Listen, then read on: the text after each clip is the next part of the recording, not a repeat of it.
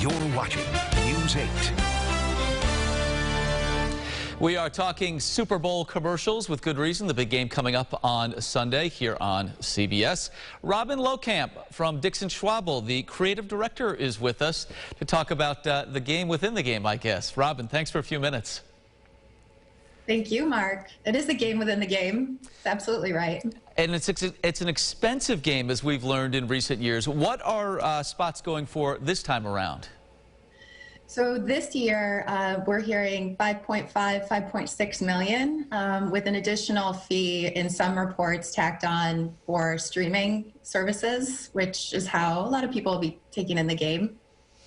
And that's for 30 seconds, right? $5 million for 30 seconds. That's for 30 seconds. So a minute, I don't have an exact figure, but if you do the math, it's a pretty big ticket. Is there value for companies to get one of these commercial spots?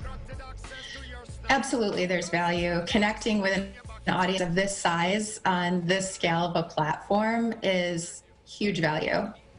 Let's talk about some of the big brands that may be sitting this one out and maybe opening the door for some newer brands to get into the game.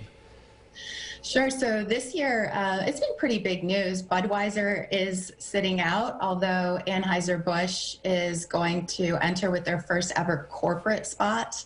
Coca-Cola is sitting out after tremendous losses through the pandemic and job cuts that they've suffered. What about first-timers? What about opening the door for some first-time companies to jump into the Super Bowl? We're going to see a ton of first-timers in the game this year, from Huggies diapers to Hellmann's mayonnaise. Uber Eats is in the mix with a very funny revival of Wayne's World. Indeed is advertising, and then there's even a spot for civilian space travel. So not just a first in the game, but a human first. What are you looking for in terms of themes? You know, sometimes we see funny commercials, sometimes they're serious. Is there a sense of what the theme might be this time around? There's always a mix of funny and serious. I think this year it's leaning into a sense of lightheartedness and hope, which we could all use a dose of right now. Lots of people, also another first, will be watching the Super Bowl, maybe not together in the way that we have in years past. So this lightheartedness and hope is probably the right message and the right tone for right now. I tell you what, Robin, it's going to be a big day on Sunday, of course, for football, as well as the commercials. We appreciate your insight this morning. Thanks for the time again. Thank you.